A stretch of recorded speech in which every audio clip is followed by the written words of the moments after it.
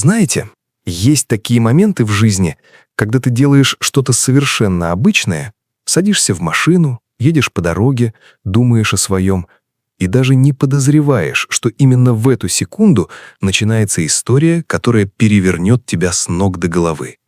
Так, как будто кто-то невидимый берет тебя за плечи и разворачивает лицом к чему-то, чего ты никогда не искал. Мне было 22. Я был уверен, что знаю, как устроена жизнь. Учеба, подработка, девчонки моего возраста, планы на будущее — все шло по понятной схеме. Я был молодым, немного самоуверенным, как все в этом возрасте, и совершенно не готов к тому, что произошло. Никто не бывает готов. Это я понял потом. А тогда просто ехал в пригород по просьбе родителей. Суббота в конце сентября выдалась неожиданно теплой для Словении. Андрей выехал из Любляна около 11 утра, когда туман над долиной уже рассеялся, и горы на горизонте стояли четкие, как нарисованные.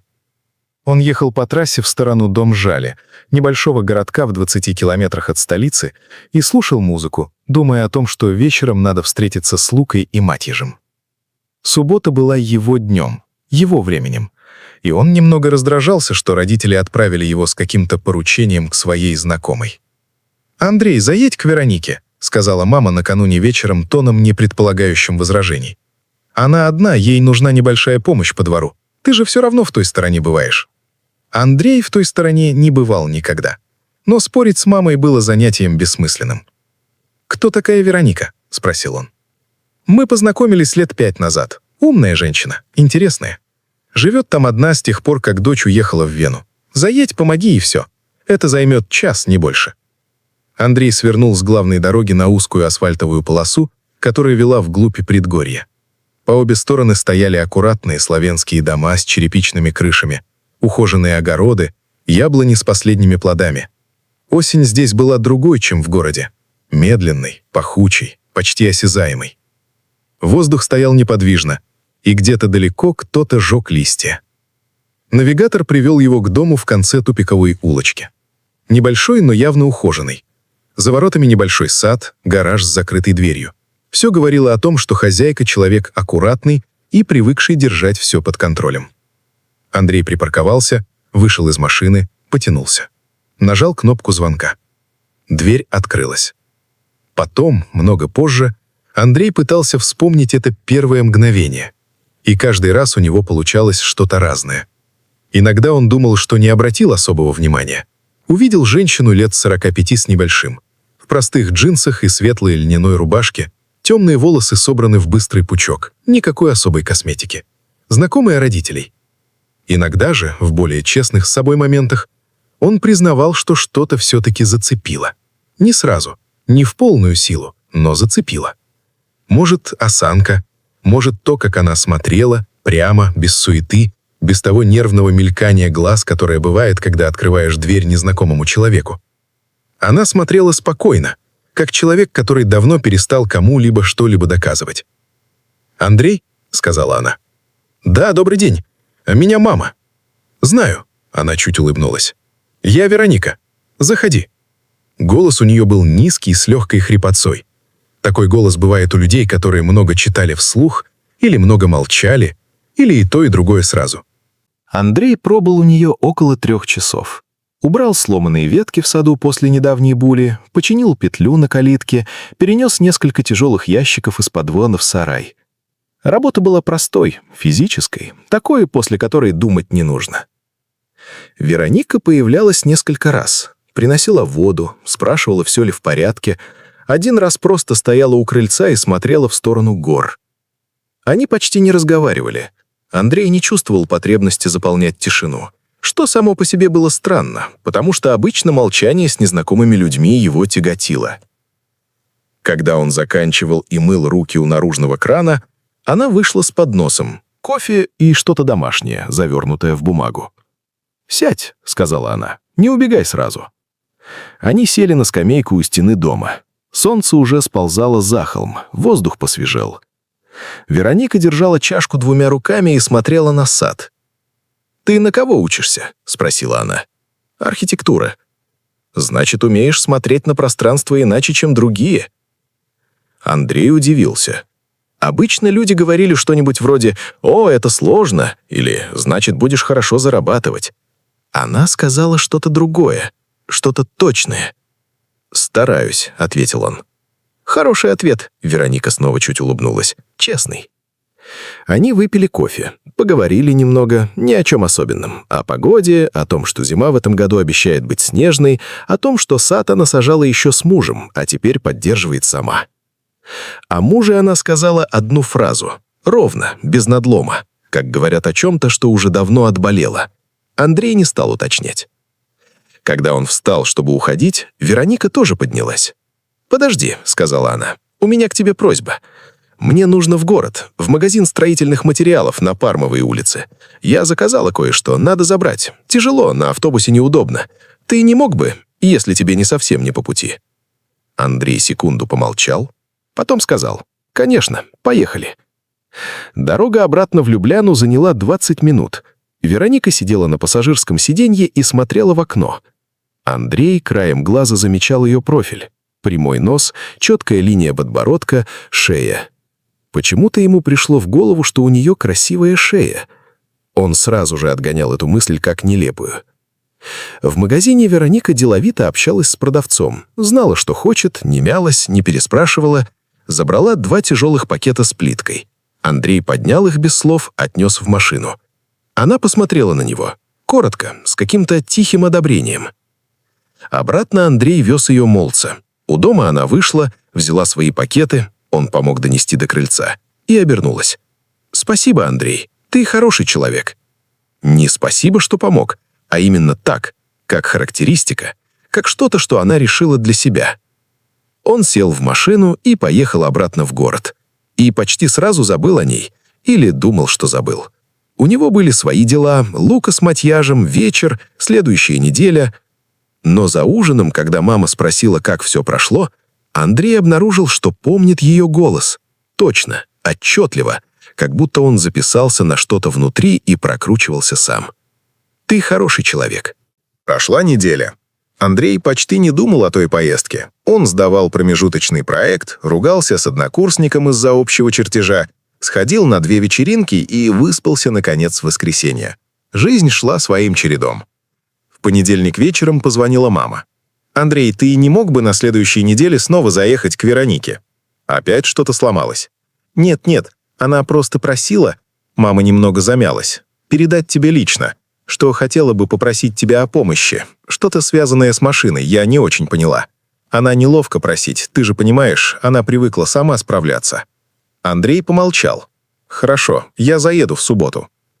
Суббота пришла с дождем. Андрей ехал по той же дороге и на этот раз уже знал поворот, знал тупиковую улочку, знал, где лучше парковаться. Это маленькое знание чего-то стоило, он не мог объяснить, чего именно. Вероника открыла дверь раньше, чем он успел позвонить, видимо, услышала машину. На этот раз она была одета иначе. Темные брюки, узкие, Андрей отметил это и тут же снова отогнал. Тонкий свитер цвета старого золота, волосы распущены, темные. «Заходи», — сказала Вероника. «Кофе?» «Если не сложно». Они сидели на кухне. Вероника поставила перед ним чашку и села напротив. «Андрей, я хочу попросить тебя об услуге. Может быть, немного странной. Говорите». «Моя машина в мастерской. В Камнике. Уже 2 недели. Сначала одно, потом другое. Мне нужно туда добраться и забрать ее. Ты мог бы отвезти меня? Это не очень далеко, минут 30 от Люблины». Андрей посмотрел на нее. Спокойное лицо, прямой взгляд, никакого кокетства, просто просьба человека, которому нужна помощь и который привык не просить. «Конечно», — сказал он. «Когда?» «В следующую субботу, если тебе удобно. С утра». «Договорились». Вероника кивнула. Что-то в ее лице чуть смягчилось, совсем немного, едва заметно. Как будто ожидала, что придется уговаривать, и теперь была удивлена, что не пришлось. «Ты всегда такой, без лишних слов?» — спросила она. Андрей подумал. «Наверное, да. Когда понятно, что нужно делать, зачем слова?» Вероника посмотрела на него чуть дольше, чем обычно. «Редкое качество», — сказала она. «В 22 года особенно». «А вам?» — он осекся. «Мне уже за 40», — сказала она ровно, без кокетства, без извинений. «Я не хотел», — сказал Андрей честно. «Мне не пришло в голову спрашивать». Вероника снова посмотрела на него, и на этот раз во взгляде было что-то новое. Что-то, что он не сразу сумел назвать. Может быть, интерес. Настоящий, без дежурной вежливости. «Допивай кофе», — сказала Вероника, — «и расскажи мне про архитектуру. Мне правда интересно». Он просидел у нее почти 2 часа. Они говорили сначала про архитектуру, потом про Любляну, которая меняется слишком быстро, потом про горы, к которым Вероника ездила каждое лето. Андрей рассказывал и замечал, что Вероника слушает иначе, чем большинство людей. Не ждет паузы, чтобы вставить свое. Не кивает механически. Слушает по-настоящему и иногда задает вопрос, который попадает точно в центр того, о чем он только что думал, но не сказал вслух. Это было странно и приятно. Очень приятно. Когда он уходил, дождь немного утих. У калитки Раника остановилась. «Значит, в следующую субботу», — сказала она. «В следующую субботу», — подтвердил Андрей. Он сел в машину, тронулся. Проехал метров 100 и поймал себя на том, что улыбается. Просто так, без причины. Или с причиной, которую он еще не мог назвать. Следующая суббота. Андрей приехал ровно в 10, как договорились. Вероника уже ждала, стояла у ворот в длинном темно-синем пальто, шарф небрежно намотан на шею. Волосы снова распущены. В руке небольшая сумка. Андрей вышел из машины, чтобы открыть дверь. Потом удивился сам себе. Он никогда так не делал. Это само получилось. Вероника заметила, ничего не сказала и села. Дорога в Камник шла через долину. Поля, перелески, вдали горы. Осень уже взялась за деревья всерьез. Желтая, оранжевая, еще зеленая кое-где. Андрей вел машину и чувствовал что-то странное, что-то вроде легкого тока в воздухе между ними. Не тяжелого, не назойливого. Просто присутствие. Теплое, плотное присутствие человека рядом. «Ты любишь это время года?» — спросила Вероника, глядя в окно. «Осень? Да, хотя не знаю почему». «Потому что она честная», — сказала Вероника. «Лето притворяется, что так будет всегда. Осень не притворяется». Андрей промолчал, потом сказал. «Хорошо сказано». «Я много думала об этом», — она повернулась к нему. «Со временем начинаешь ценить честность. В людях, в временах года, везде». Андрей почувствовал, что это не просто разговор о природе. В мастерской их встретил немолодой механик в промасленном комбинезоне, который явно знал Веронику давно. Приветствовал ее по имени, что-то долго объяснял про замену какой-то детали. Андрей стоял рядом и краем сознания отмечал, как она держится, прямо, уверенно, без суеты, как кивает, когда согласна, и как чуть сжимает губы, когда сомневается, как ее руки, тонкие, с длинными пальцами, лежат на сумке. Андрей поймал себя на том, что смотрит на ее руки, и понял, что это уже 3-я суббота подряд, когда он едет сюда. Машина Вероники оказалась готова. Небольшой темно-серый «Опель», немолодой, но ухоженный, как и все у нее. Механик вывел ее из бокса. Вероника взяла ключи, обернулась к Андрею. «Спасибо», — сказала она. «Ты меня выручил». «Ничего особенного». «Для меня особенного». Она сказала это просто без пафоса. Андрей кивнул. Они стояли на небольшой парковке у мастерской. Между ними было, может быть, 1,5 метра.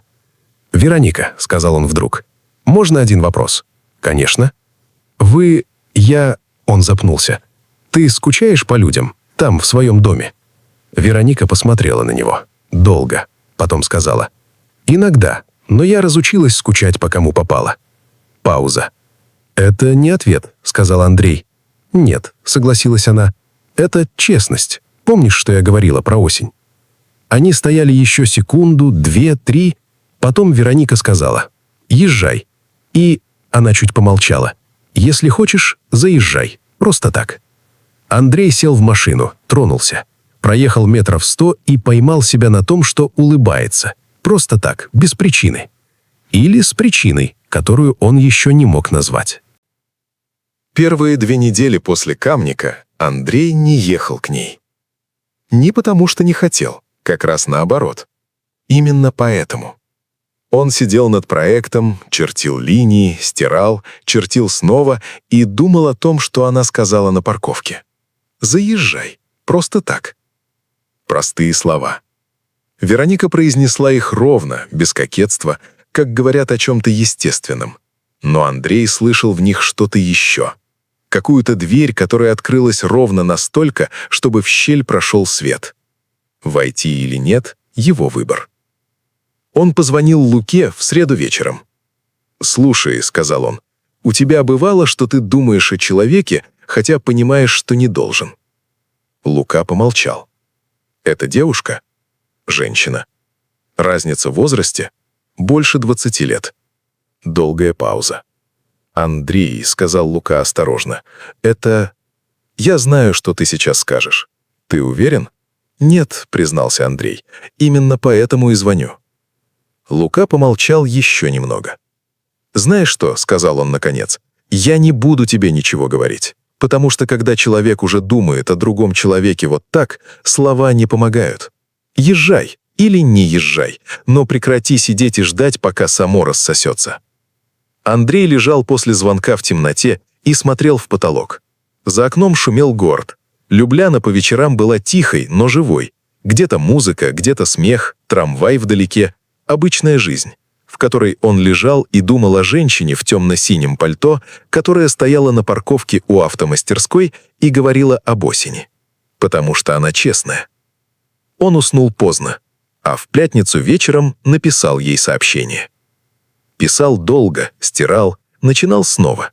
В итоге получилось коротко. «Вероника, добрый вечер. Завтра буду в той стороне. Если не против, мог бы заехать. Только если удобно». Отправил. Положил телефон. Встал, сделал чай, выпил стоя у окна. Потом еще раз поставил чайник, просто чтобы чем-то занять руки. Телефон завибрировал через 7 минут. «Буду рада. Приезжай к обеду». Всего 4 слова. Андрей перечитал их 3 раза, потом поставил телефон заряжаться и лег спать. И в эту ночь заснул быстро. Суббота была солнечной. Андрей ехал и думал о том, что будет говорить. Потом перестал думать об этом. Потом включил радио, потом выключил. У ее ворот он остановился и секунду сидел в машине. Просто человек. Просто знакомая. Просто обед. Он вышел. Вероника открыла раньше, чем Андрей подошел к двери. На этот раз домашняя. Темно-серые мягкие брюки, тонкая водолазка. Волосы убраны, но не строго. Несколько прядей выбились у лица. Она выглядела дома. По-настоящему дома. Не при параде, не готовясь произвести впечатление. Просто собой. И это было красивее всего остального. «Пришел», — сказала она, неудивленно. Как будто знала, что придет. «Пришел», — сказал он. Вероника готовила. Что-то с грибами. Запах шел по всему дому, теплый, осенний, немного дымный. Андрей сидел на высоком табурете у кухонного острова и смотрел, как она двигается. Уверенно, без лишних движений, тонкая талия. Они разговаривали. Легко, без пауз, которые надо заполнять. Вероника рассказывала про свою работу. Оказалось, что Вероника 20 лет проработала в издательстве, выпускала книги по искусству и архитектуре, а теперь работала консультантом из дома, в своем темпе. Андрей слушал и думал, вот откуда этот взгляд, вот откуда умение слышать. «Ты любишь Плечника?» — спросила она вдруг, помешивая что-то в кастрюле. Ёжа Плечник — великий славянский архитектор, который сделал Любляну Любляной. Андрей писал о нем курсовую на 1 курсе. «Люблю», — сказал он, «хотя иногда думаю, что он был одержимым». «Все великие одержимые», — сказала Вероника. «Вопрос только в том, чем». Он был одержим городом, хотел, чтобы город был живым организмом. «А ты?» — она обернулась. «Чем одержим ты?» Андрей помолчал. «Пока не знаю», — сказал он честно. «Еще ищу». Вероника кивнула. Повернулась обратно к плите. «Это хорошо», — сказала она тихо. «Когда знаешь слишком рано, иногда ошибаешься». Они обедали долго, не потому что много ели, а потому что не торопились. Вероника налила вина, себе, Андрей за рулем. Он пил воду и чувствовал себя совершенно странно, спокойно. Неожиданно, необъяснимо спокойно. Как будто здесь, в этой кухне, в этом доме на краю тупиковой улочки, можно было выдохнуть по-настоящему. «Вероника», — сказал он в какой-то момент, — «тебе не одиноко здесь?» Она поставила бокал. «Иногда», — сказала Вероника. «Но одиночество бывает разным. Есть одиночество, которое давит, а есть, которое дает пространство думать. Какое у тебя?» Она посмотрела на него. Долго. Сейчас второе. Но так было не всегда. Пауза. Андрей почувствовал, что за этими словами что-то стоит, что-то большое, что она не собирается раскрывать сразу, и не стал тянуть. «Расскажешь когда-нибудь?» — спросил он. «Может быть», — сказала Вероника. «Если будет зачем». После обеда они вышли в сад. Вероника показала ему яблоню в дальнем углу, старую, с узловатым стволом. «Ей больше 50 лет», — сказала она. «Мы с мужем купили этот дом, когда она уже была здесь. Он хотел ее спилить, говорил, что мешает. Я не дала. Правильно сделала. Тогда мы поругались из-за этого». Она чуть улыбнулась. «Первый раз по-настоящему. Из-за дерева. И кто победил?» «Я», — сказала Вероника просто. «Я почти всегда побеждала в правильных вещах и почти всегда уступала в неправильных. Это была моя ошибка». Андрей посмотрел на нее. «Ты сожалеешь?» — спросил он. Долгая пауза. «О дереве нет», — сказала она. «Об остальном иногда. Но сожаление — плохой советчик. Оно всегда опаздывает». Андрей ехал домой уже в темноте. В Словении темнеет рано. В 5 уже ночь. Он ехал по трассе и думал о том, что она сказала. Не об одном конкретном, обо всем сразу, как она говорила. И еще о том, что произошло, когда он прощался. Они стояли у ворот. Андрей сказал, что было хорошо. Вероника сказала: «Приезжай еще». Без «если хочешь», без «если будет время». Просто «приезжай еще», как что-то, что уже решено. И когда он пожал ей руку, он не планировал пожимать руку. Это тоже вышло само. Вероника не сразу убрала ладонь. Секунду, может быть, 2, они так стояли. Ее рука в его руке. Теплая, спокойная. Потом она убрала. «Езжай осторожно», — сказала она. Андрей не спал в эту ночь до 3. Следующие 3 недели он ездил к ней каждую субботу. Как будто суббота теперь имела новый смысл. Он привозил что-нибудь, один раз хлеб из любимой пекарни, другой раз книгу, которую она упоминала. Вероника принимала это без лишних слов, без «зачем ты» и «не нужно было». Принимала естественно, как принимают то, что идет от чистого сердца. Они говорили обо всем. О книгах, об архитектуре, о том, как устроена память, о том, почему одни города живые, а другие нет, о ее дочери Тее, которая жила в Вене и звонила по воскресеньям, о его родителях, которых Вероника знала, но не глубоко. Был вечер в конце ноября, когда все изменилось окончательно. Андрей приехал позже обычного, задержался в университете, потом попал в пробку на выезде. Он написал, что опаздывает. Она ответила: «Ничего, приезжай, я разожгу камин». Камин в гостиной небольшой, настоящий, с дровами. Уже горел, когда Андрей вошел. В доме было тепло и немного темно, только торшер в углу и огонь. Вероника сидела в кресле с книгой, встала, когда он вошел, предложила чай. Они сидели у камина, пили чай, гостиная была тихой, огонь потрескивал. В какой-то момент разговор утих. Не неловко, а просто так бывает, когда 2 людям хорошо вместе, и слова не нужны. Андрей смотрел в огонь, Вероника тоже. Снаружи снег, внутри тепло. «Андрей», — сказала она вдруг тихо. «Да». «Ты понимаешь, что происходит?» Она не смотрела на него, смотрела в огонь. Он помолчал. «Понимаю», — сказал он. «И?» Долгая пауза. «И мне не хочется это останавливать», — сказал Андрей. Вероника помолчала долго. Потом обернулась к нему. «Я старше тебя на много лет», — сказала Вероника. «Это разные эпохи, разные слои жизни. У меня есть дочь, которая старше тебя. Ты понимаешь, что это значит?» «Понимаю». «Что именно ты понимаешь?» Андрей посмотрел на нее. «Что это сложно», — сказал он. «Что будут люди, которые не поймут. Что ты сама, наверное, думаешь об этом больше, чем я. Что ты боишься». Она чуть дрогнула, совсем немного, только в глазах. «Да», — сказала она тихо, — «боюсь». «Чего?» Пауза. «Что ты уйдешь», — сказала Вероника, — «потому что молодой, потому что жизнь позовет тебя туда, где меня нет и быть не может, и мне потом будет с этим жить». Тишина, только огонь. Андрей не нашел правильных слов. Он понял, что правильных слов здесь нет, есть только честные. «Вероника», — сказал он, — «я не могу обещать тебе, что не уйду. Я не знаю, что будет. Мне 22. Ты права, я многого не знаю. Но я знаю, что не хочу уходить сейчас, и что мне здесь хорошо. По-настоящему хорошо, так, как давно не было». Она смотрела на него. Долго. «Это честно», — сказала она наконец. «Ты же ценишь честность».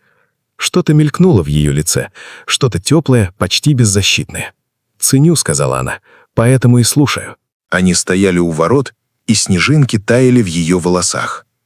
Андрей смотрел на нее, думал, вот человек, который знает вещи, до которых я еще только дойду, который боится и говорит об этом прямо, без прикрытия, который красив не вопреки возрасту, а вместе с ним. Он сделал шаг вперед. Она не отступила. Он взял ее лицо в ладони, осторожно, как берут что-то ценное, и поцеловал ее. Тихо, без спешки. Снег падал. Где-то далеко лаяла собака. «Езжай», — сказала она. Голос чуть изменился, стал тише. «Вероника». «Езжай», — повторила она. «Мне нужно подумать». Он уехал. Она написала в воскресенье. Утром. Ровно в 8 Андрей еще лежал, только проснулся. «Я думала всю ночь. Ты не передумал?» Он написал сразу. «Нет». Пауза. Минута. 2. «Тогда приезжай в следующую субботу. Я приготовлю ужин». Он написал «Буду» и встал. Сделал кофе. Стоял у окна, смотрел на снег и улыбался так, как улыбаются, когда никто не видит, когда не нужно никому ничего объяснять. Просто хорошо. Просто живешь. Прошло время. Мама позвонила. Андрей был в университете, на паре, когда завибрировал телефон. Он вышел в коридор. «Андрей». Голос мамы был таким, каким бывает, когда человек всю ночь готовился к разговору. «Нам нужно поговорить». Он приехал вечером. Родители сидели в гостиной. Оба. Это само по себе говорило о серьезности. Отец обычно в такие разговоры не вмешивался. «Расскажи нам про Веронику», — сказала мама. Андрей сел, помолчал, потом сказал: «Что именно вы хотите знать?» «Это правда?» — спросил отец. Спокойно, без крика. Это было почти хуже, чем крик. «Правда». Молчание. Долгое. «Андрей», — мама говорила осторожно, как по минному полю, «Вероника хорошая женщина, я не говорю ничего плохого о ней. Но ты понимаешь, она наша ровесница. Я ее знаю. Это неправильно». «Почему?» «Потому что...» Она запнулась. «Потому что у тебя разные жизни, разные этапы. Тебе 22, тебе еще строить все с нуля, а у нее уже... У нее дочь твоего возраста». «Я знаю», — сказал Андрей. «И что?» «И я не могу сделать это незначащим, но и незначащим то, что я чувствую, тоже не могу». Отец встал, подошел к окну, постоял. «Ты поговорил с ней?» — спросил он, не оборачиваясь. «Она понимает, что делает?» «Она понимает лучше меня». «Тогда она должна была остановить это», — сказал отец тихо. «Она взрослый человек». «Папа», — Андрей поднялся, — «я тоже взрослый человек». Тишина. «Я прошу вас», — сказал он, — «не звоните ей, не говорите ей ничего. Это между нами». Мама смотрела на него. В ее глазах было что-то сложное. Не злость, а страх. Материнский, глубокий страх за ребенка, который идет куда-то, куда она не может пойти следом. «Хорошо», — сказала она наконец. «Но, Андрей, будь осторожен. Не с ней, с собой». Перед сном Андрей думал о Веронике, о том, знает ли она, что начинается, о том, что завтра суббота. Достал телефон, написал: «Мои родители знают. Завтра, как договорились?» Вероника ответила через час. Андрей уже почти засыпал, когда пришло сообщение. «Знаю. Мне звонила твоя мама сегодня вечером». Андрей резко сел в кровати. «Что?» «Приезжай завтра, поговорим». В 8 утра уже ехал в пригород.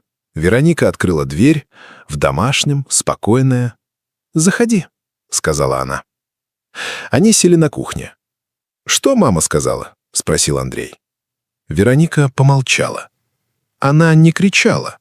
Сказала, что уважает меня, что не винит, но что просит подумать о тебе, о том, что я даю тебе сейчас и что смогу дать через 10 лет.